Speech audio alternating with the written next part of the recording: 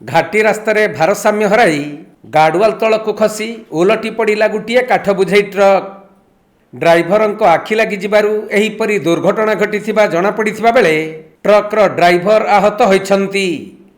कलाहांडी भवानीपाटणु खोर्धा अभिमुखे ट्रकटी शालकाठ नहीं जाउथबा समय रे कंधमाल जिला बालीगुड़ा थाना अंतर्गत 59 नंबर जातीय राजपथर गदरिंगिया घाटी रास्तार ट्रकटी भारसाम्य हराई गाडुआल तलक खसी ओलटी पड़ा। भोर समय रे एही दुर्घटना घटी बेले ड्राइवर आखि लगी कारण ट्रकटी भारसाम्य हराई दुर्घटनाग्रस्त होइथिबा जनापड़ी। खबर पाई बालीगुड़ा पुलिस घटनास्थल में पहुंची दुर्घटना संपर्क में तदंत करिसेंती।